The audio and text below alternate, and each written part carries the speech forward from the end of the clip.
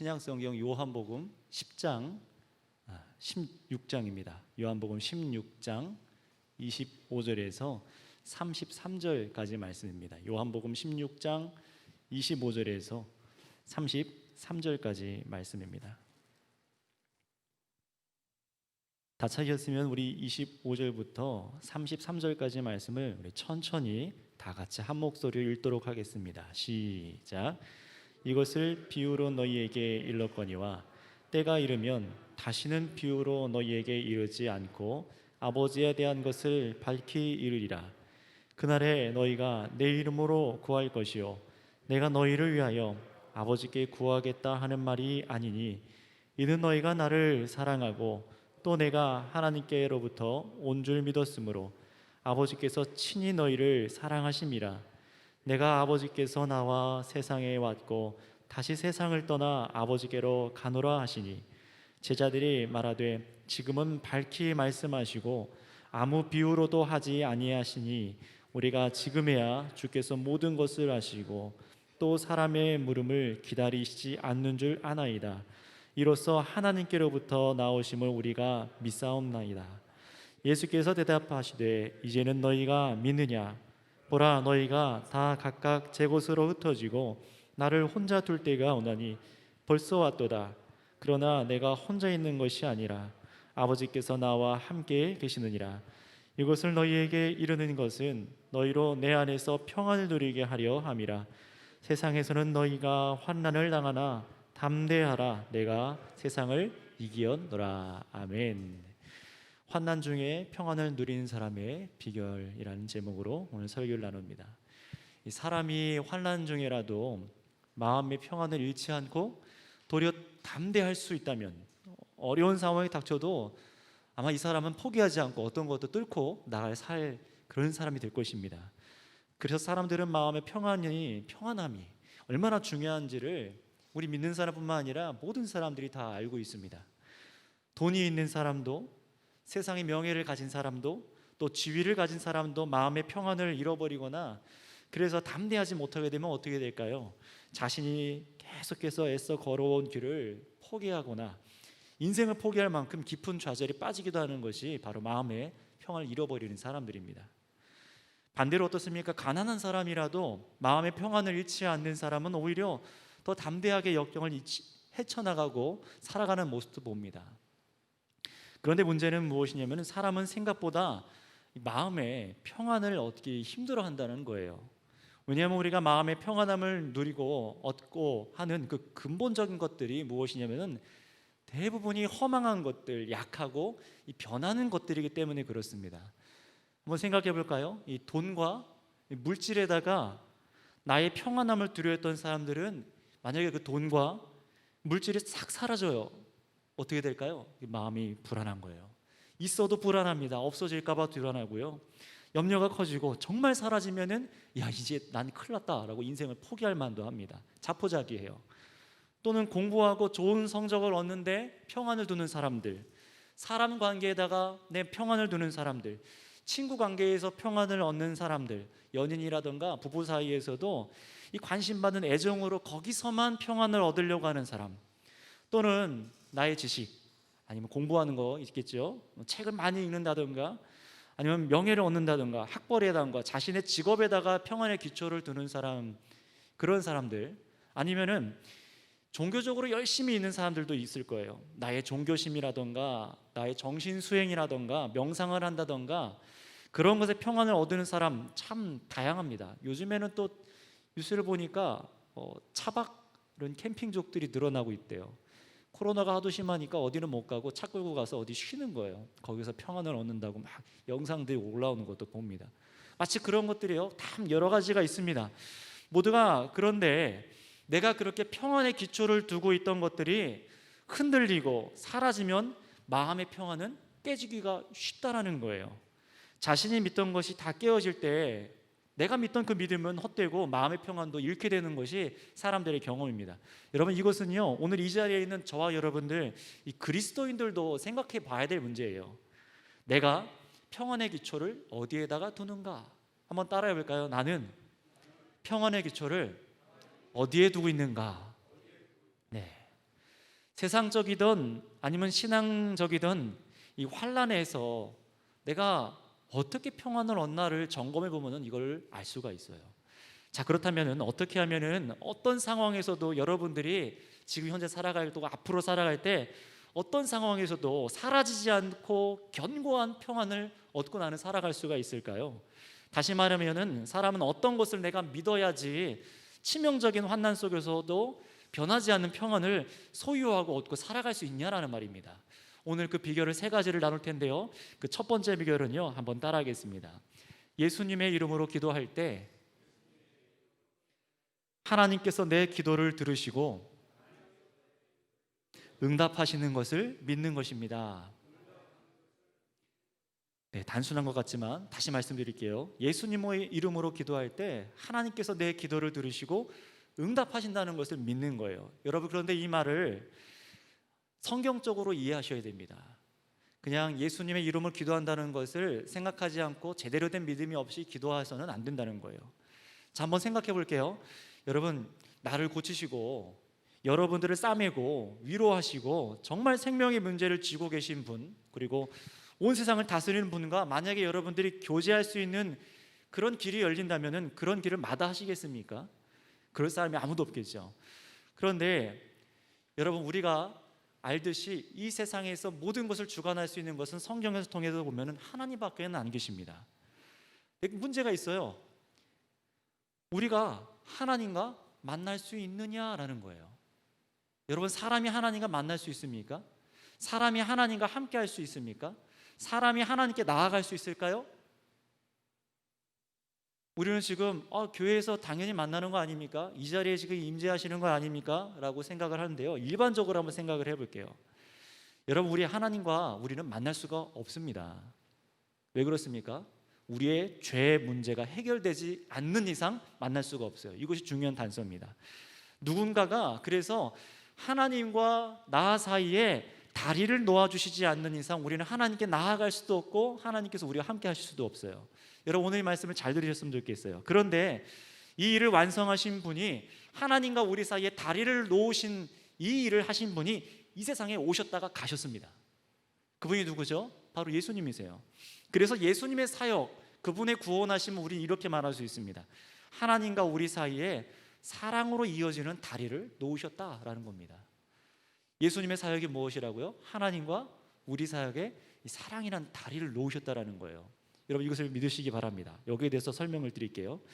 예수님을 믿고 예수님으로 이름으로 기도하는 이유는요, 바로 여기에 있습니다.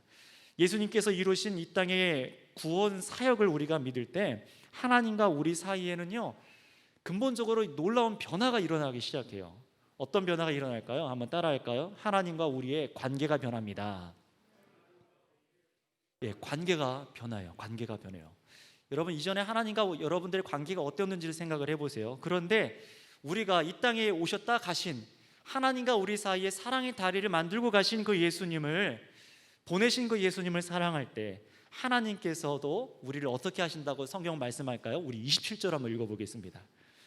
본문 27절입니다. 함께 읽겠습니다. 시작. 이는 너희가 나를 사랑하고 또 내가 하나님께서로부터 온 줄을 믿었으므로 아버지께서 친히 너희를 사랑하심이니라. 할렐루야.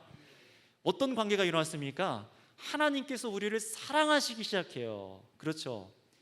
원래 사랑하셨지만 우리 죄악으로 인해서 우리는 하나님과 원수 관계였습니다. 그런데 예수 그리스도를 나의 구주로 믿을 때, 우리가 예수님을 사랑하기 시작할 때에 하나님과 우리 관계가 변합니다. 하나님께서도 우리를 사랑하신대요. 여러분을 사랑하신다는 거예요. 하나님께서 아들 예수님을 사랑하세요. 그렇죠. 아들 예수님도 하나님 아버지를 사랑하십니다. 그래서 하나님 아버지와 예수님은 깊은 그 끈끈한 교제 속에 함께 하시고 서로 사랑하시는 관계 속에 계신 분들이세요. 여러분, 바로 우리는요, 이런 아버지와 하나님 아들 그 사랑의 관계 속 그 사이로 들어가야만, 비집고 들어가야지만 비로소 하나님과 교제하고 영원한 평안을 얻을 수가 있습니다. 그 외에는 불가능해요. 방법이 없어요. 여러분, 그 방법은 무엇이라고 성경은 말합니까? 바로 우리가 예수님을 믿고 아들 예수님을 사랑하는 방법이라고 말씀하고 있어요. 다른 방법이 없대요.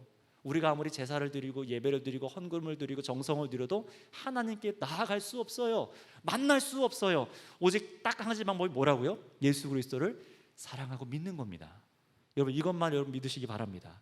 그런데요, 우리가 바로 이 아버지 하나님과 아들 예수님의 사랑의 관계 속에서 함께 들어가서 하나님과 이제 평안의 교제를 누리게 되는데요, 이 방법은요, 우리가 예수님을 믿고 예수님을 사랑하는 방법 외에는 없다고 성경은 가르쳐요. 그러면 우리는 하나님으로부터 사랑을 받습니다. 하나님께 나아갈 길이 열립니다 라고 성경은 가르칩니다. 그래서 이제는 여러분이 정말 예수님을 믿으시고 예수님을 사랑해서 그 예수님의 이름으로 기도할 때 어떤 일이 일어납니까? 하나님 아버지로부터 응답을 받을 수가 있습니다. 여러분, 이것을 잘 보셔야 돼요. 그냥 응답받는 게 아니에요. 나 오늘부터 예수 믿기로 했어요 하고 그냥 그런가 보다 믿고 예수님의 이름으로 기도하면 주문처럼 뭔가 이루어진다, 그것이 아니에요. 정말로 예수님께서 이 땅에 이루신 그 사역이 무엇인지 이해하고 내가 그것을 기뻐하고 예수님을 사랑할 때예요. 여러분, 저는 오늘 이렇게 운전하고 오면서 묵상하면서 오는데요, 찬양하고 또 계속해서 이어지는 묵상이 있었어요. 예수님이 얼마나 사랑스러운 분이신가, 그것이 계속 묵상이 되는 거예요. 예수님께서 베푸셨던 그 따뜻한 마음들, 죄인들을 대하셨던 그 마음이 너무 사랑스러워요. 예수님께서 병든 자들 고치시는 그 모습이 너무 사랑스러워요. 예수님께서 때로는 채찍을 들고 성전을 뒤엎을 때도 그 모습도 사랑스러워요. 예수님의 행하신 모든 일들, 베푸신 일들을 묵상할 때마다, 말씀에 기록된 일들을 생각할 때마다 예수님이 사랑스러운 거예요. 너무 사랑하는 마음이 드는 거예요.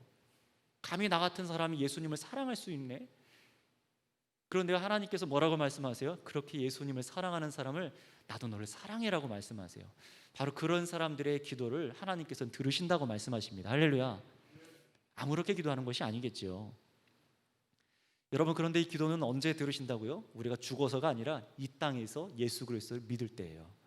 예수님으로 기도할 때 예수님이 우리를 위해 대신 간구해 주신다는 얘기가 아닙니다. 하나님께서 여러분들의 기도를 직접 들으시고 응답하신다고 지금 성경은 약속하고 있는 거예요. 여러분, 상상해 보세요. 전능자가 내 기도를 직접 들으시고 직접 응답을 해 주신대요. 여러분, 그럴 때 우리의 마음은 어떻게 될까요? 우리 읽진 않았지만 위로 올라가서 한번 쭉 올라가서 우리 24절 말씀을 한번 읽어볼까요? 24절 말씀입니다. 함께 읽겠습니다. 시작. 지금까지는 너희가 내 이름으로 아무것도 구하지 아니하였으나 구하라, 그리하면 받으리니 너희 기쁨이 충만하리라. 아멘. 우리 기쁨이 충만하다고 말합니다. 왜 기쁨이 충만해요? 하나님 아버지께서 직접 들으시고 내가 응답을 받을 수 있기 때문에 그렇다 말씀하십니다. 누구의 이름 때문에 가능한 거죠? 예수님의 이름입니다. 마스크 씌웠다고 짜끄맣게 말씀 안 하셔도 괜찮아요. 누구의 이름 때문이죠? 예수님의 이름 때문이라고 말씀하시는 거예요. 그러니 여러분, 어떤 상황에서도 예수님의 이름으로 하나님께 구할 수 있고 응답을 받을 수 있는 길이 여러분에게 열렸습니다. 예수님의 이름으로 기도할 때 하나님께서 들으시고 응답하신다는 것이 그래서 얼마나 우리에게 기쁨을 주는지 몰라요. 한번 상상해 보세요. 여러분들이 어두운 곳에 홀로 남겨졌어요. 길도 모르겠어요. 깜깜해서 도저히 막 헤어나올 수가 없습니다.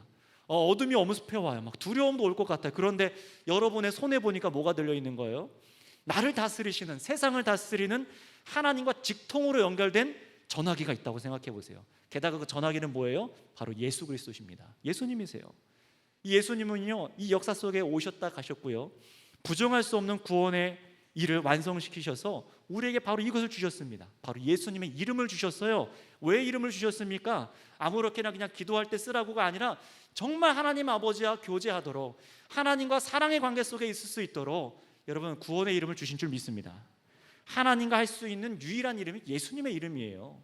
알라의 이름이 아니라, 부처의 이름이 아니라, 유능한 사람의 이름이 아니라, 유명한 목사의 이름이 아니라 예수 그리스도의 이름만이 하나님과 오직 연결될 수 있는, 연합할 수 있는 길인 것을 믿으시기 바랍니다.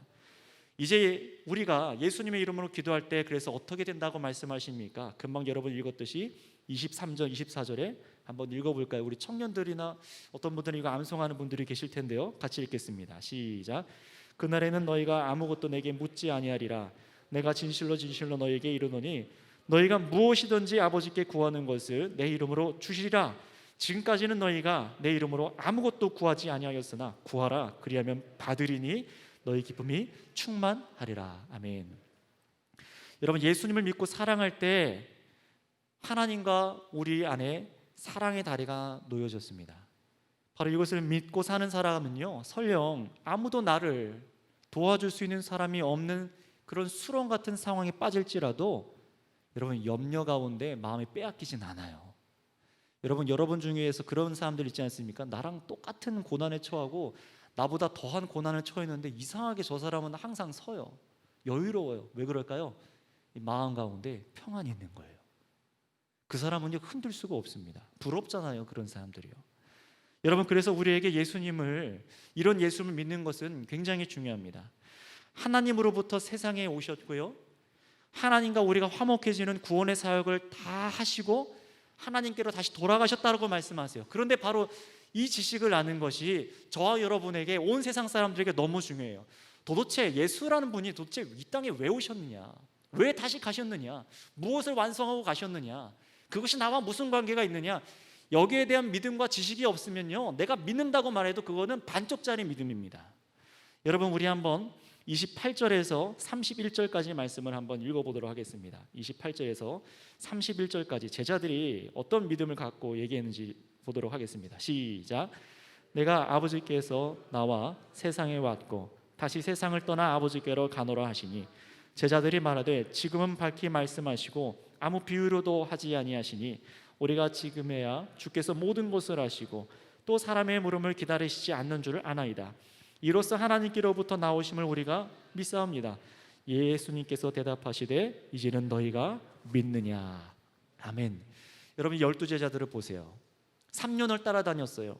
그런데 오늘 예수님께서 이 말씀을 하시고 나시자, 예수님께서 어떤 사역을 완성하고 왔다 가시는지를 분명하게 말씀하고 나시자, 비유가 아니라 풀어서 분명하게 말씀하시자 제자들이 뭐라고 합니까? 이제서야 예수님의 구원 사역이 무엇인지를 깨닫고 내가 믿습니다라고 얘기한다는 거예요. 예수님에 대해서 더 이상 그분을 의심할 필요가 없어요. 그분의 신분을 확인하기 위해서 예수님 이건 어떤데요? 저건 왜 그렇습니까? 라고 더 이상 질문하고 의심하는 마음으로 물어볼 필요가 없어졌다는 겁니다. 예수님께서 그래서 뭐라고 말씀하십니까? 야, 이제서 믿냐? 라고 말해요.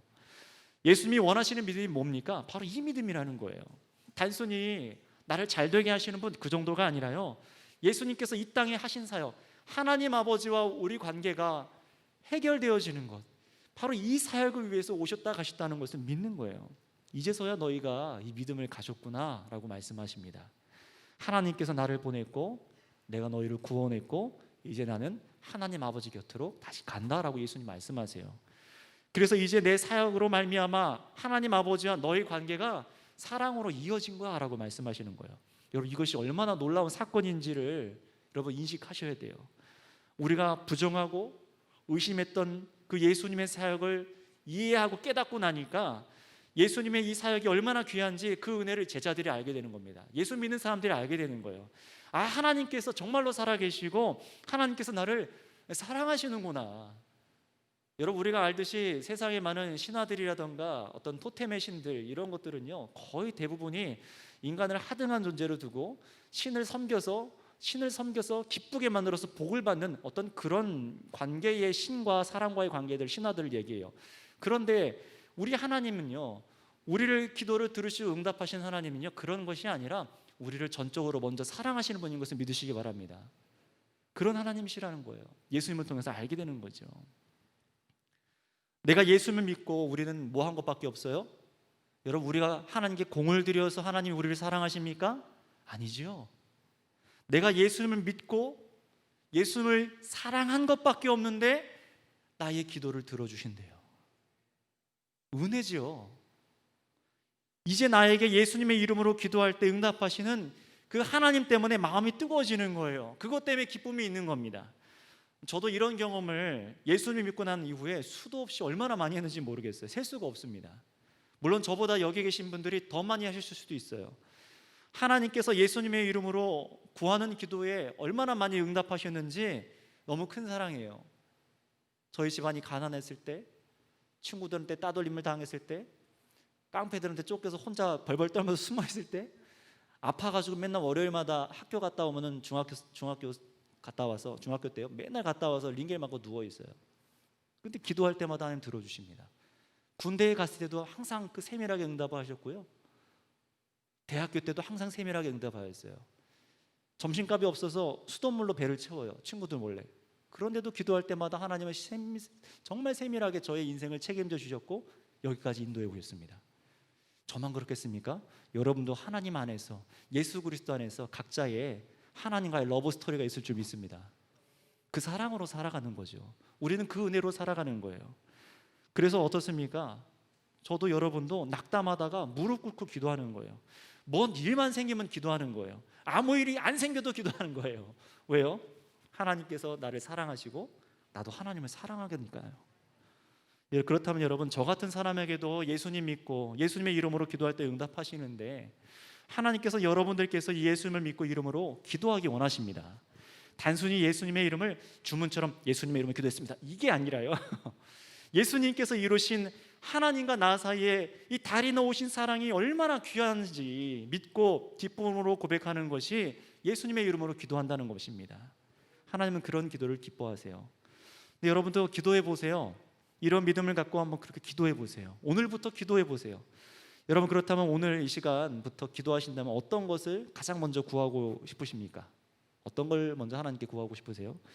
한 가지 말씀드리는 것은요, 여러분의 정욕이 원하는 것은 기도하지 마세요.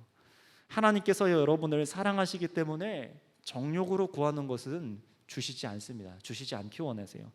세상 것 보고 저거 나도 갖고 싶은데 하는 그 욕심으로, 정욕으로 구하는 것은 하나님을 기쁘시게 할 수도 없고, 혹 여러분에게 하도 쫄라서 주셔도 여러분이 감당할 수가 없습니다. 오히려 해가 될 수 있기 때문에 하나님께서는 그런 걸 주시지 않으시려고요. 그런 거 구하지 마세요. 오늘은 기도가 주제가 아니니까 짧게만 말씀드릴게요. 정말 우리 주님을 사랑해서 우리 주님을 위해 살아가는데 현재 나의 삶 속에 필요한 것들을 위해 기도하시고요, 내 이웃을 위해 필요한 것을 구하세요. 특히 저 사람의 영혼이 구원받도록 기도하세요. 하나님의 뜻대로 다스려 달라는 기도를 하세요. 세밀하게 구체적으로 기도하시고요, 하나님께서 정말로 우리의 기도를 들으신다는 것을 예수 그리스도의 이름을 믿으셔서 간구하시기 바랍니다. 저는 보면은 기도할 때 개인적으로 제 마음에 대한 기도를 많이 하는 것 같아요. 이렇게 쭉 돌아보니까 하루에 기도하는 시간들을 체크해서 그 비율을 보면은 제 마음에 대해서 많이 기도를 하더라고요. 여러분, 세상에 얼마나 많은 유혹이 있는지 아시잖아요. 음란한 것들, 나를 화나게 하는 것들, 그런 일들과 사람들, 중독되게 할 만한 것들이 얼마나 많습니까? 이기적이게 반응하게 만들다든가 거짓말하면 쉽게 넘어갈 상황들이 여러분 가운데 얼마나 많습니까? 그런 상황들이 다가오면은 기도하는 거예요. 또는 그런 마음이 제 안에 막 엄습해서 나를 지배하려고 할 때 기도하는 거예요. 그때마다 하나님께서 성령으로 제 안에 마음을 다스려 주십니다. 그때 이기는 거예요. 지지 않는 겁니다. 여러분도 이 능력을 경험하시기 바랍니다. 그럴 때 뭐든 이길 수 있을 것 같은 마음이 막 제 안에 막 들어오고 여러분 안에 막 생기신 것을 경험해 보셨을 거예요. 그래서 그렇게 기도하고 우리의 마음속에 있는 것까지 막 응답되는 것을 막 경험하고 나면요, 예수님을 더 사랑하게 돼요. 하나님을 사랑하게 됩니다. 그러니 이 믿음으로 하나님과 어디서든 예수님의 이름으로 기도하고 여러분 평안을 얻으시기를 바랍니다. 자, 그런데 여러분, 우리가 여기서 한 가지 알아야 될 것이 있어요. 저도 겪은 일이지만요, 우리가 예수님을 사랑하지만 실패할 때가 있다 없다? 있죠. 네, 솔직한 겁니다. 우리가 예수님을 사랑하지만 실패할 때가 있습니다. 예수님도 믿고 하나님께 기도해서 응답도 받고 이제 뭐든 다 이길 수 있을 것 같고 마음의 기쁨을 잃어버리지 않는 비결도 얻은 것 같아요. 그런데 우리의 믿음이 정말 단단해지고 평안을 얻으려면요, 한 가지 통과해야 될 것이 있더라고요. 그것이 뭐냐면, 나는 쓰러지기 쉽고 연약한 존재라는 것을 인정하는 것부터예요.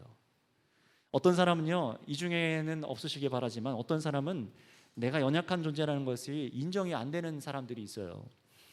내가 이제 모든 것을 다 깨달아서 이쯤 되면 다 할 수 있다고 생각을 해요. 생각하기도 하는데 그런 사람은요, 아직 완전한 평안은 얻지 못한 사람입니다. 왜냐면요, 정말 평안은 내가 무탈하고 내가 살아갈 능력이 있고, 그래서 어떤 환경에도 내가 실패하지 않고 내가 잘할 때 얻는 것이 마음의 평안이라고 생각을 합니다. 여러분, 그런데 그런 평안은요, 반쪽짜리 평안이에요. 여러분들이 평안할 때, 환경이 무탈할 때 누리는 평안은요, 반쪽짜리 평안이라고요. 무슨 평안이라고요? 반쪽짜리 평안이라고요. 왜 그런지 한번 들어보세요. 여러분, 정말 평온한 이 평안은요, 진짜 온전한 평안은요, 내가 실패하고 연약함, 내 마음과 인격이 나의 마음에 나라는 사람의 밑바닥을 보았을 때, 그런 때라도 잃어버리지 않는 그 평안이 진짜 평안 아니겠습니까? 그게 진짜 평안이에요. 세상에서 보면은 한번 떠올려 보세요. 내 능력, 내가 가진 돈과 명예, 지식, 기술, 건강, 사람 등등으로부터 평안을 얻는 사람들이 있잖아요. 그런데 그런 것에 금이 가기 시작하거나 흠이 나거나 조금 더 가서 이런 평안에다가 기초를 두었지만 내가 의지하던 그런 것들을 전부 잃어버릴 때 그 사람들은 어떻게 됩니까? 자신의 밑바닥을 마주할 용기가 없어요. 내가 저질러 온 실수들을 마주할 용기가 없어요. 나의 한계를 마주할 수 있는 용기가 없습니다. 사람들로부터 질타받을 생각에 두렵기만 하고, 게다가 나를 지지해주고 믿었던 사람들, 사랑한다고 말했던 사람들로부터마저 나의 잘못한 게 드러나서 미움을 받을 생각하면 죽고 싶은 겁니다. 세상 두려운 거예요. 그래서 정말 중요한 순간은 어느 때냐면요, 그저 내가 상황이 잘 풀리고 내가 잘하고 있을 때가 아닙니다. 믿는 사람도 마찬가지예요. 우리들도 마찬가지입니다. 예수님을 사랑하고 별로 어려움이 없을 때, 잘 신앙할 때는 문제가 없어요. 하지만 정말 문제는 언제냐면요, 예수님 믿는다고 하지만 신앙에 실패할 때가 문제 아닙니까? 나의 연약함에 한계에 딱 부딪혔을 때가 문제 아닙니까? 놀라셨나요? 네, 잠 깨시라고요. 지금 상황에도 여러분들 지금 한계에 부딪혀 있으시잖아요. 말씀을 듣는데도 한계가 있어요. 육체의 연약함이 있습니다. 근데 그런 나는 인정하고 싶지 않잖아요. 기도도 하고 응답도 받을 것을 믿고 예수님을 믿는 데서 예수님을 저버릴 때 우리에게 없습니까? 있습니다. 지금도 경험하잖아요. 세상에 믿는 사람을 억압하는 이 상황들, 또는 죄의 유혹에 넘어가거나 실패할 때가 왜 없습니까? 우리에게 있어요. 큰 소리 떵떵 쳐놓고 기도와 찬양을 즐겁게 해놓고 세상 나가서 실패할 때가 없나요? 있습니다. 저조차도 있어요. 그래서 항상 여기 와서 미리 기도하는데 너무 제가 부족하더라고요. 설교 끝나고 나면 내가 할 일 다 했다 하고 들어가는 것 같습니까? 아니에요. 하나님 이거밖에 못했어요. 정말 주님의 영광을 나타내고 싶은데 저 이거밖에 안 되네요. 어디 쥐구멍이라도 있으면 숨어 들어가고 싶습니다. 저란 존재가 너무나 연약하고 더러워 보여요. 그럴 때가 있어요. 여러분, 그렇다면 우리는요, 똑같은 신앙생활을 하고 있잖아요. 그러면 이런 상황에 처할 때, 우리의 실패에 부딪힐 때, 이런 나를 부정하고 인정하지 못하는 상황에서 우리는 어떻게 해야 할까요? 어떻게 해야 참 마음의 평안을 잃어버리지 않고 다시금 서서 하나님께 나아갈 수 있을까요? 여러분, 그 오늘 두 번째 비결을 말씀드리겠습니다. 실패 중에 여러분이 가져야 될 믿음인데요, 한번 따라해 보겠습니다. 예수님은 내가 실패할 때 책망하시기보다 이미 나의 연약함을 아시고 평안을 주시기 원하시는 분입니다. 네, 평안을 주시기 원하는 것을 믿는 거예요. 이 믿음입니다. 다시 길었으니까 말씀드릴게요. 예수님은 내가 실패할 때 책망하시기보다 이미 저와 여러분의 연약함을 아시고 평안함을 주시기 원하시는 분입니다. 이것을 믿어야 돼요. 정말 그런지 우리 32절을 보겠습니다. 이것이 왜 우리에게 위로가 되는지 읽어보도록 하겠습니다. 32절입니다. 시작. 보라, 너희가 다 각각 제 곳으로 흩어지고 나를 혼자 둘 때가 오나니 벌써 왔도다. 그러나 내가 혼자 있는 것이 아니라 아버지께서 나와 함께 계시느니라. 아멘. 여러분, 우리가 많이 실패하죠. 예배 드릴 때도 이 자리에서도 실패합니다. 예배 치를 딱 들어와서 설교만 시작하면 눈부터 감는 분들 계시잖아요. 그냥 졸려요. 설교만 시작하면 핸드폰 피는 분들도 계시고요. 설교만 시작하면 생각이 우리 집에 가서 다음날 사업에 가 있는 분들도 계시고요. 많이 있습니다. 마음에부터 실패라던가 또 내 행동으로 실패라던가. 여러분, 우리는 누구를 지금 지목하고 생각할 필요가 없어요. 나의 모습입니다. 우리의 연약함이에요. 그런데요, 이런 모습이 언제 있다고요? 우리가 믿음이 있다 할 때도 있다라는 거예요. 잘 보세요. 믿는다고 고백하는 제자들에게 예수님께서 바로 뭐라고 말씀하십니까? 야, 너희가 믿지만 나를 혼자 두고 흩어질 때가 올 거다라고 말씀하세요. 요한복음에서는 제자들이 예수님을 버린다거나 버려두었다라는 표현이 기록되어 있지 않습니다. 예수님이 잡히실 때도 제자들이 예수님을 버려두고 떠났다는 기록이 의도적으로 빠져 있어요. 한번 이 사복음서를 비교해서 읽어보세요. 근데 그 이유가 뭐냐면요, 예수님께서 우리의 마음을 아시기 때문에 이 복음을 읽고 듣는 자마다 예수님의 마음을 이해하기 원하시는 거예요. 우리의 연약함을 아시기 때문에 그렇게 하시는 겁니다. 그래서 예수님께서는요, 이 요한복음을 읽고 들으며 예수님을 자신을 만나는 사람에게 정말 원하시는 것은 무엇이냐면은 실패 중에도 좌절하지 않기를 원하십니다. 그래서 너희가 다 흩어질 때가 온다 라고 지금 가장 믿음이 있다라고 자신하고 있는 제자들에게 미리 말씀하시는 거예요. 여러분, 이렇게 미리 너희가 나를 두고 흩어질 것이다 라고 말씀하신 이유는요, 제자들을 책망하기 위해서가 아닙니다. 우리가 실패할 때도 좌절할 만한 때라도 오늘 말씀을 기억해서 예수님께서 나를 어떻게 대하시는지 그 평안을 맛보라는 거예요. 여러분, 예수님이 아시는 우리는 어떤 사람들입니까? 우리 스스로에게는요, 저 자신에게는, 여러분 자신에게는 어떻습니까? 세상의 압제를 견딜 만한 힘이 있습니까? 저는 없어요. 칼로 들이대고 정책으로 들이대고 흩어지기 쉬운 연약한 존재입니다. 제자들이 자신을 홀로 두고 흩어질 것을 아신 것처럼 예수님께서는요, 세상 속에서 살아가는 우리들이 연약함을 아세요. 무엇도 아시냐면요, 죄인인 우리지만 우리가 예수님을 사랑하는 것도 아세요.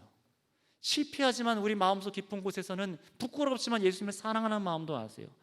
우리는 예수님이 하나님 보내신 분이신 것을 믿고 고백하고 찬양도 이 시간 했습니다. 그런데도 우리는 세상으로부터 흩어짐을 당하기도 하는 자들인 것을 아시고 계세요. 예수님이 눈 뜨시고 뭘 보실까요? 조금이라도 벗어나봐, 내가 너를 확 잘라버릴 거야, 이렇게 바라보실까요? 아니라는 거예요. 은혜를 누리지 못하는 겁니다. 하지만 여러분, 예수님의 마음을 잘 보세요. 예수님의 말씀을 보세요.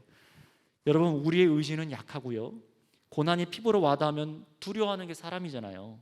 게다가 예수님을 믿는다는 것은 세상의 압제에서 자유롭지 않다는 것도 의미합니다. 자, 왜 그러냐면요, 여러분, 누가 예수님을 죽였죠? 누가 죽였습니까? 우리라고도 말하지만 정확히 성경적으로 표현하면은 세상이 예수님을 죽였습니다. 세상은 예수님을 싫어합니다. 예수님이 하나님으로부터 왔다는 것을 인정하지 않습니다. 예수님이 부활하셔서 다시 하나님 곁으로 가신 것도 부정합니다. 그저 종교로만 예수님이란 인물이 존재하길 원하고요, 한술 더해서 요즘은 예수님의 역사마저 부정하고 신화로 있어주기를 바랍니다. 그러니 다시 말하면요, 예수가 신이라는 사실을 싫어하는 거예요. 세상은 싫어합니다. 하나님이 계시다는 것도 싫은 거예요. 그래서 세상은 예수님 말고도 싫어하는 사람들이 있는데 그들이 누굽니까? 여러분들 되게 싫어합니다. 장담하는데 여러분들 싫어합니다. 지금 말하는 세상은 무엇을 말하냐면요, 하나님의 나라와 정반대되는 세력을 말하는 거예요. 하나님이 아니라 내가 중심인 사람들을 말합니다. 내가 곧 법인 사람들, 나의 의가 자랑인 사람들, 이기적인 사람들, 자신의 힘을 의지하는 사람들, 죄를 방치하고 죄와 타협해서 죄를 사랑하기까지 하는 사람들, 그 결정적인 세력의 끝에는 성경에서 말하는 사탄이에요. 그래서 오늘 요한복음 1장에서부터 보면은 이런 세상의 세력을 어둠이라고 성경은 표현합니다. 예수님의 빛으로 오셨으나 여전히 세상 사람들은 어둠에 있기를 좋아합니다. 그런데 세상에 속한 사람들의 문제는 뭐냐면요, 말은 안 해도 내가 중심이고 내가 신이고 싶어 해요. 인간 중심입니다. 그래서 예수님 믿는 사람에게는 성령님께서 오셔서 함께 하신 일이 있는데요, 요한복음 앞을 좀 읽어보시면요, 성령님께서 뭘 하시냐면요, 한번 따라할까요? 죄에 대해, 의에 대해, 심판에 대해, 여기에 대해서 책망을 하십니다. 성령께서 오셔서 하신 일이 이런 일이시라는 거예요. 우리 안에서 함께 역사하셔서 우리들이 성령의 인도를 따라 살아갈 때 죄에 대해서 얘기하기 시작하고요, 의에 대해서 얘기하기 시작하고요, 심판에 대해서도 선명히 얘기를 하게 됩니다. 하지만 여러분 어떻습니까? 세상에서 우리들에게 이 성령께서 하시는 진리의 사역을 들어도 세상 사람들은 듣기 싫어해요. 옛날 제자들이 있는 세상이나 우리가 있는 세상은 바로 이런 세상입니다. 마냥 아름답지 않아요. 제자들은요, 예수님이 눈에 보였습니다. 눈에 보고 있었어요.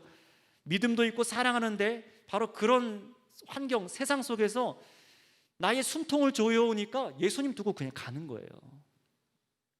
우리 역시 인정하고 싶지 않지만 여러분 얼마나 많아요. 내가 주를 위해 죽겠습니다. 내가 주를 위해 선교도 하겠습니다. 주를 위해서 내가 이것도 하겠습니다. 하지만 얼마나 그 말에 실패합니까? 얼마나 다짐을 하고 실행하지 못할 때가 많습니까? 그래서 낭망해요. 세상의 압제가 클수록 그런 것 같아요. 왜냐하면 저 세상은 칼을 들었거든요. 공권력이 있어요. 그래서 저와 여러분의 몸도 죽일 수 있습니다. 예수님도 죽였는데 왜 못하겠어요? 지금도 지구상천에서 여러 곳에서 일어나고 있는 일입니다. 세상은 예수 죽이는 걸 좋아했어요. 그런 예수 믿는 사람도 싫어합니다. 그러니 가만둘 리가 있어요? 세상이 교회를 좋아할까요? 그렇지 않습니다. 은혜로 예수님 만나 정말 진리로 눈이 떠지기 전까지는 세상의 원수는 예수님이에요. 왜요? 내가 주인이고 싶고 내가 주인인데 아니라니까. 내가 건물주고 내가 돈을 쥐고 있는데 아니라니까. 내가 집안에서 내가 주인인데 내가 주인이 아니라니까. 게다가 죄인이라고 하지요. 예수님만 주인이라고 하고요. 예수님만 믿어야 구원받는다고 하니까 싫어요. 그래서 예수교는 이기주의고 배타주의고 인권을 무시하는 미개 집단이라고 헐뜯고 싶어하는 게 세상입니다. 여러분 게다가 요즘은 어떻습니까? 동성애에 대해 팩트를 가장 많이 말하는 데가 교회인데 그거 싫대요. 그렇게 동성애에 대해서 죄라고 말하는 성경도 싫으니까 이제 어떤 줄 아십니까? 동성애자들이 교수가 되어서 성경도 바꾸려고 그래요. 그 부분만 쏙 빼서 다시 역자라는 거예요. 그러니 말 다 한 거죠. 사람은 좋은 대로 입맛대로 하나님을 요리하고 싶어 합니다. 그래서 법안 발의해서 이제 교회가 동성애 말하지 못하도록 설교 못하도록 교회 제지하려 애쓰죠. 미국은 벌써 그런 일이 일어나서 동성애라고 죄라고 얘기하면 그 자리에서 잡혀가요. 죄에 대해서 말을 못하게 됐습니다. 게다가 코로나 바이러스의 온상처럼 교회를 취급합니다. 마치 교회 건물이 코로나를 생산하는 것처럼. 그걸 넘어서 저와 여러분들 교인들은 코로나 고위험자들처럼 여겨서 아예 카페에서도 모이지 말라고 하는 실정이에요. 말장난이죠. 얼마 전에 창원에서는 아시는지 모르겠지만 아예 예배를 금지하는 공문이 내려갔다고 합니다. 난리가 났어요. 그래서 다시 전화를 해서 다시 되돌리긴 했지만 이게 그냥 바이러스 예방 전파를 막자 그 정도가 아닙니다. 여러분 눈 떠서 보셔야 돼요. 세상이 여러분을 좋아할 것 같습니까? 천만의 말씀입니다. 여러분 세상은요 혹 교회는 좋아할 수 있을지 모르지만 예수님은 싫어해요. 잘 들어보세요. 무슨 말이냐면요 그저 교회 다니는 사람은 안 무서워해요. 그냥 둡니다. 그냥 교회만 다니니까 삶이 세상과 똑같고 그런 교회는 안 무서워해요. 그냥 그렇게 믿으라고 놔둡니다. 오히려 그들은 그렇게 내비둬요. 그렇게만 교회 다니라고 해요. 그런데 여러분 유난인 사람들이 꼭 있죠. 구역 예배 매주 모이고 회사에서도 예수님 말하고 막 매일 찬양 틀어놓고 성경 보고 기도하고 죄 짓는 걸 보면 가만히 안 있고 막 불의하면 막 화가 나가지고 그거 안 된다고 말하고 죄 짓지 말자고 하고 예수님 믿고 선하게 살자고 하고 이런 예수쟁이들은 세상이 싫어합니다. 여러분 누구입니까? 세상에 내버려두는 그저 교인입니까? 아니면 세상이 싫어하는 예수쟁이입니까? 저는 예수쟁이가 되고 싶습니다. 물론 예수님 믿는다고 하고 죄 짓고 막 거짓말하고 예수 믿는다고 하면서도 교만하고 거만한 데다가 이기적으로 굴고 세상 거 다 누리고 있으면서 세상 제일 불쌍한 사람처럼 하면 청렴하지 않아서 그렇게 살아가는 사람들은 세상도 싫어해요. 그렇게 미움당하는 거 말고요 정말 내가 예수님 사랑해서 하나님 사랑해서 선한 그 삶을 살아가면서 그래서 미움받냐라는 거예요. 오늘 제자들은요 예수님 사랑해서 미움받았습니다. 예수님을 하나님이 보내셨고 하나님께로 가시는 분이라는 것을 믿어서 미움받아요. 이 예수님이 나의 주요 우리의 살 길이요 나의 빛이요 생명인 것을 진정으로 믿고 사는 사람들이 제자들이에요. 그런데도 뭐라고요? 세상의 위협이 다가오니까 나의 목숨을 앞세우니까 예수님 곁에서 흩어지는 거예요. 이런 모습이 우리들에게도 있잖아요. 그래서 좌절하기도 하고 내가 또 예수님을 팔았네, 내가 예수님보다 세상을 선택했네, 한탄하는 게 얼마나 많습니까? 그래서 여러분 한 주마다 돌아오실 때마다 주일마다 장로님들이 뭐라고 기도하세요? 계속 죄인이라고 말씀하시잖아요.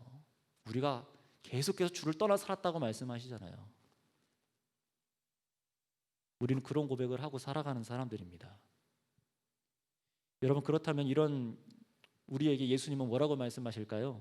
야, 너 그럴 줄 알았다, 너 그만해라 하고 저주를 내리실까요? 그러십니까? 아닙니다. 예수님은요, 우리가 도망갈 줄도 알고 흩어질 줄도 아십니다. 믿고 사랑해도 그럴 수 있는 우리를 아세요. 여러분, 그런데 이런 실패하는 우리에게 예수님의 대답은 우리가 세상에서 익숙하게 듣던 그런 질타와는 다른 얘기를 하십니다. 우리 33절 말씀을 한번 읽어보도록 하겠습니다. 33절 말씀입니다. 함께 읽겠습니다. 시작. 이것을 너희에게 이르는 것은 너희로 내 안에서 평안을 누리게 하려 함이라. 세상에서는 너희가 환난을 당하나 담대하라. 내가 세상을 이기었노라. 아멘. 예수님을 사랑하고 믿어도 실패하고 흩어질 때가 있을 거다라고 이렇게 말씀해 주신 이유는요, 저와 여러분을 질타하기 위해서가 아닙니다. 오히려 뭐라고 말씀하세요? 내가 이것을 너희에게 먼저 말하는 것은, 너희가 나를 버리고 갈 것을 내가 너희한테 말하는 이유는 뭐냐면은 너희가 실족하지 않고 도리어 내 안에서 평안을 누리게 하기 위해서란다 말씀하시는 거예요. 한번 따라해 볼까요? 예수님 안에서 내가 평안을 누리도록. 언제 평안을 누린다고요? 우리가 흩어질 때에도, 우리가 세상으로부터 환난을 당할 때에도, 도저히 견딜 수 없는 두려워할 때, 바로 그때 평안을 얻기 원하시는 거예요. 그럴 때가 오더라도 여러분이 오늘 이 말씀, 이 예수님의 말씀을 기억해서 그런 상황이 닥쳐와도 나를 아시고 나를 바라보시는 예수님의 이 말씀을 기억하셔서 예수님으로부터 평안의 마음을 얻으시기 바랍니다. 여러분, 예수님만이 우리의 환난 중에 평안이십니다. 왜 그렇습니까? 우리를 질타하지 않으세요. 우리를 버리지 않으십니다. 우리를 정죄하지 않으십니다. 도리어 평안의 마음을 잃지 않고 계속해서 믿음을 잃지 않게 원하시는 것이 예수님의 마음이에요. 그게 바로 목자예요. 자, 그러나 여러분, 우리가 오늘 설교가 좀 길어졌지만 마지막으로 여러분이 알고 가셔야 될 것이 있습니다. 이걸 꼭 가져가세요. 오늘 예수님이 이렇게 우리가 실패 중에도 평안의 마음을 주시기 원하시는 것은요, 우리가 마냥 그냥 실패해도 괜찮아 라는 것을 말씀하시려는 것이 아닙니다. 그냥 실패해도 괜찮다는 게 아니에요. 예수님은요, 우리가 실패할 수 있는 이런 상황에서도 담대해서 다시 일어서시기를 원합니다. 내 앉은 자리를 툭툭 털고 일어나길 원해요. 주님 따라 살아가길 원해요. 세상에서 시리에 빠진 사람들은 1년이고 2년이고 3년이고 10년이고 못 일어나는 경우도 많이 보잖아요. 그게 아니라 여러분들이 어느 순간이든지 바로 예수님 때문에 담대한 마음으로 용기를 얻어서 툭툭 털고 일어나길 원하세요. 여러분, 그렇다면 그 용기를 어떻게 얻고 살 수 있을까요? 이 세 번째 비결은 바로 이것입니다. 우리 마지막으로 따라해 보겠습니다. 예수님이 세상을 이기셨다는 것을 믿는 것입니다. 여러분, 이 믿음이 얼마나 소중한 믿음인지 짧게 설명드리고 마치겠습니다. 예수님의 평안은요, 우리에게 담대함도 함께 주세요. 1+1이에요. 평안도 주시는데 플러스 뭐가 있다고요? 담대함도 있어요. 마음만 평안한 게 아니라 살아갈 힘과 용기까지도 주십니다. 그러기 위해서 저와 여러분이 정말 얻기 원하시는 그 믿음이 뭐냐면요, 바로 예수님께서 이 세상을 이기셨다는 것을 믿는 거예요. 그 믿음이 우리 가운데 있기 원하십니다. 그래서 33절 마지막에 뭐라고 말씀하시죠? 세상에서는 너희가 환난을 당하나 담대하라. 왜요? 예수님이 세상을 이기셨으니까, 이미 이기셨으니까 라고 말씀하세요. 자, 여러분, 그러면 세상이 무엇인지 여기서 들어보셔야 되겠죠. 예수님께서 세상에 무엇을 이기셨습니까? 바로 저와 여러분들을 속박하던 그 죄, 사탄의 능력, 귀신들과 또 표현되는 온갖 사악함, 잔인함, 굶주림에서 오는 육체의 연약함, 명예에 대한 욕심, 하나님이 아니라 나 중심으로 살아가도 괜찮다는 유혹, 이기심 등에서 이기셨습니다. 성령에 이끌려 광야에서 마귀에게 시험을 받으신 것도 바로 이 시험을 이기신 거잖아요. 저와 여러분들이 가장 지기 쉬운 시험들. 그런데 예수님은요, 이 시험을 다 통과하셨어요. 이미 그때부터 세상 임금 마귀는 예수님께 진 겁니다. 그 누구도 이것을 이길 수 없었으나 예수님은 이기셨어요. 근데 어떻게 이기셨죠? 무력과 폭력으로 이기셨습니까? 아닙니다. 세상의 모든 유혹과 시험을 하나님의 말씀의 순종으로 이기셨습니다. 게다가 오늘 말씀은 예수님 자신의 부활까지도 염두에 주시고 하시는 말씀인데요, 세상이 사람에게 주는 가장 큰 위협인 이 목숨의 위협, 그 사망도 이기셨다고 말씀하시는 거예요. 여러분, 죽음이 들어오신가요? 죽음 순간에 두려워 떨릴 수도 있겠지만 세상을 이기신, 사망마저 이기신 예수님의 그 이기심을 믿는 사람은요, 이 죽음도 뚫고 일어납니다. 두려움에서 나를 세워요. 그래서 순교자가 있고요, 그래서 두려움에 이기는 거고요, 나를 핍박하는 믿지 않는 남편이 있어도 교회로 나와서 남편을 위해서 기도하는 거예요. 그래서 요한일서에서도 우리도 역시 세상을 이길 수 있다고 말씀합니다. 마지막으로 찾아보고 마실까요? 요한일서 5장 4절 말씀입니다. 요한일서 5장 4절 말씀 다 같이 우리 좀 읽고 마치도록 하겠습니다. 함께 읽겠습니다. 시작. 무릇 하나님께로부터 난 자마다 세상을 이기느니라. 세상을 이기는 승리는 이것이니 우리의 믿음이니라. 아멘. 여러분, 예수님이 우리가 이길 수 없던 세상을 말씀의 순종으로 대신 이겨주셨습니다. 그런데 우리가 이 승리에 동참하는 방법은 믿음이래요. 우리의 완벽함이 아니라 우리의 믿음이랍니다. 그러니 예수님이 우리 앞에 세상 유혹과 억압을 뚫고 나갈 길을 열어주신 것을 믿으시기 바랍니다. 그럴 때 예수님께서 여러분을 붙잡고 여러분의 마음을, 여러분의 삶을 세워주십니다. 예수님의 승리가 내 승리가 되는 것을 경험하실 겁니다. 그래서 여러분 실패할 때라도 낙심하지 않고 그때 평안을 얻을 것이고요, 그리고 이 믿음이 나를 어디로 이끌어요? 포기가 아니라 승리로 이끕니다. 자살하거나 나를 비관하거나 남을 미워하거나 이간질하거나 나를 무시했다고 화를 내거나 폭력으로 대하거나 거짓과 불법으로 거짓으로 가지 않아요. 그건 지는 길이고요. 오히려 예수님은 우리를 어떻게 이끄신다고요? 예수님이 이기신 그 길로 나를 낮추고 거룩한 길로 걸어가게 하세요. 의의 길로 가게 하세요. 생명의 길로 가기 원하십니다. 그것이 우리에게 원하시는 길 아닙니까? 여러분이 이제 그런 승리의 길을 걸어가야 되지 않겠습니까? 한 주간 그런 길을 살아가야 되지 않겠습니까? 그렇다면 믿으세요. 변하지 않는 평안의 기초이신 예수님을 믿으세요. 정리합니다. 어떤 믿음을 가진 사람이 환난 중에도 평안을 얻는 사람입니까? 하나님과 나 사이에 다리가 되어주신 예수님 때문에. 이제 내가 예수님께 기도하고 응답받고 살아갈 수 있는 것을 믿는 사람이 평안을 얻습니다. 또 내가 실패할 때라도 나를 책망하시지 않고 위로가 되시고 평안을 주시는 분이라는 것을 믿는 사람은 마음에 어떻게 돼요? 평안을 얻습니다. 그리고 예수님께서 세상을 이기신 것을 믿는 사람은 평안을 얻습니다. 기도하겠습니다. 오늘 이 시간 합심으로 한 가지만 기도하고 우리가 돌아갈 텐데요. 여러분, 나의 평안의 기준은 무엇입니까? 한번 잠시 마음에 떠올려 보세요. 시간 지났네 그 생각하지 마시고요. 여러분, 나의 평안한 기준은 무엇입니까? 돈입니까? 명예인가요? 직장입니까? 집입니까? 아니면 사랑하는 남편과 아내, 애인입니까? 나를 사랑해주는 사람인가요? 아니면 혹시 안정적인 신앙생활이 나의 평안의 기준입니까? 혹시 이 건물이 여러분의 평안입니까? 아니면 나 자신입니까? 내가 완벽하고 완전하게 살아가는 것이 여러분의 평안의 기준인가요? 여러분, 그런 것은 평안의 기준이 돼서는 안 되는 것들입니다. 다 흔들리고 여러분들을 불안하게 하는 것들입니다. 그게 마귀가 우리를 속이는 도구입니다. 여러분, 코로나 때문에 여러분의 신앙이 흔들린다고요? 아니에요. 그것으로 우리는 흔들리는 것이 아닙니다. 여러분, 우리는 정말 염려해야 될 것은 그런 것이 아니에요. 우리가 집중해야 될 것은 예수님인 줄 믿습니다. 예수님이 주신 구원에 집중하는 거예요. 하나님과 나와의 관계가 예수님 안에서 어떻게 해결됐는지를 집중하는 거예요. 예수님의 사랑의 마음을 보는 거예요. 세상을 이기신 예수님을 보는 거예요. 그 믿음이 내 안에 있어야 됩니다.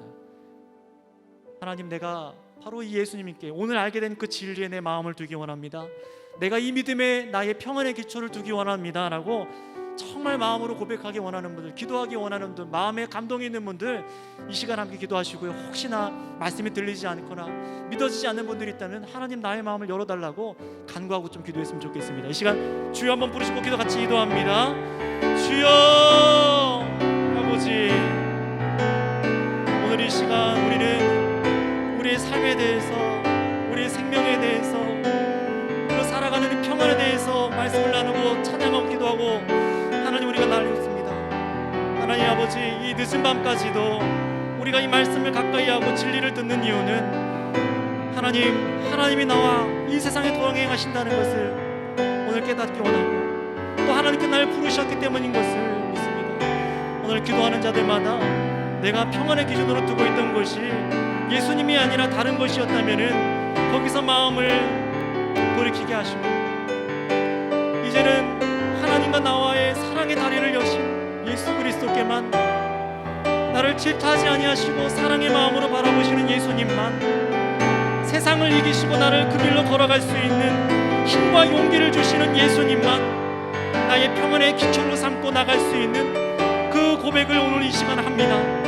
하나님, 오늘 부족한 나의 기도를 들으시고 우리의 상한 심령을 어루만지시사 실패하고 좌절하여 있는 아버지 신앙인들에게 새로운 믿음의 마음을 허락하여 주셔서 참되게 설 수 있는 교회가 되어지도록 역사하여 주시옵소서. 오 아버지 하나님, 세상 모든 것이 흔들린다 하더라도 오직 예수 그리스도가 변하지 아니하시오니 주님만이 나의 평안이십니다. 오 주님 감사합니다. 사랑의 주님 감사합니다. 예수님께서 하나님과 우리 사이에 사랑의 길을 열어주셨고, 우리가 실패를 할때라도 우리에게 질타하시는 것이 아니라 사랑으로 넘어지지 않도록 평안의 마음을 주시는 주님, 또 세상을 이미 다 이기시고 나도 믿을 때 그 길을 따라 승리할 수 있는 담대함을 주시는 주님, 우리가 예수님께 나의 평안의 기초를 둡니다. 오늘 기도하는 우리 모든 마음을 들으시고 우리 안에 역사하시고 다스려 주시옵소서. 감사하며 예수님의 이름으로 기도드렸습니다.